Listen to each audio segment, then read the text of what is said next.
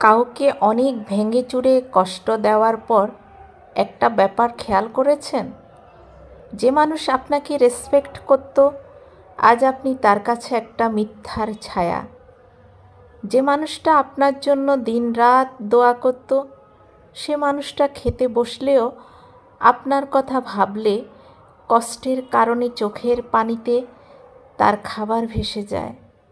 সে নামাজ পড়তে বসলেও কান্নায় ভেঙে পড়ে। কেবল তার রূহ থেকে আপনার জন্য বদদোয়া চলে আসে, সে না চাইতেও। একটা সময় সে মানুষটা আপনাকে দেখার জন্য কেবল কোনো না কোনো বাহানা করত। আজ সে কেবল আপনার চেহারাটা ভুলতে বিভিন্ন কিছুর সাহায্য নেয়।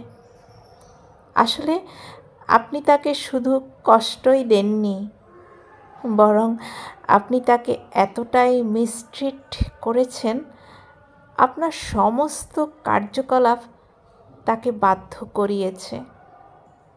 আসলে সে এমন কাউকে হারায়নি যার ভালোবাসা নিখাদ ও লয়াল ছিল, বরং আপনি এমন কাউকে হারিয়ে ফেলেছেন যার ভালোবাসা ও মমতা আপনার জন্য শর্তহীন ছিল।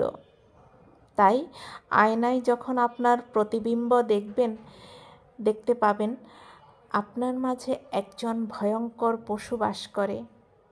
কারণ আপনার বাস্তবতা ও জৈবিক ক্ষুধা আপনাকে ভালোবাসত এমন কাউকেও আপনি ছাড় দেননি, কারণ আপনি মমতা ও ভালোবাসা বুঝতে পারেননি।